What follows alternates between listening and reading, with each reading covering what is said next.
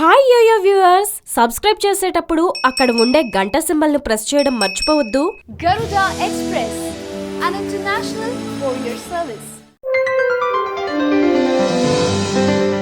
మన దేశంలో క్రికెట్ అనేది అన్ని మతాల వారు ఫాలో అవుతారు. అందుకే క్రికెట్ నే ఓ మతంగా అభివర్ణించేవారు కూడా ఉన్నారు. మన దేశంలో క్రికెట్ ఆటకి ఉన్నంత డిమాండ్ మరే దేశంలోనూ లేదు. ఆదాయం ఎక్కువ, అందుకే క్రికెటర్లకి జీతాలు కూడా ఎక్కువ. మరి ఎప్పుడైనా ఆలోచించారా మన క్రికెటర్ల నెల జీతాలు ఎంత ఉంటాయో? సాధారణంగా మన క్రికెటర్లను 3 గ్రేడుల్లో విభజిస్తుంది క్రికెట్ బోర్డు. అవే ఏ గ్రేడ్, బి గ్రేడ్ మరియు సి గ్రేడ్. టీంలో ఆటగాడి అవసరాన్ని బట్టి ఎన్ని ఫార్మాట్ రెగ్యులర్ గా ఆడుతున్నాడు, అతని ఆట తీరును బట్టి ప్రమోషన్, డిమోషన్ ఉంటుందన్నమాట. మరి ఏ గ్రేడ్ లో ఏ ఆటగాడు ఉన్నాడో, ఎవరికి ఎంత జీతం వస్తుందో కొందరివి తెలుసుకుందాం.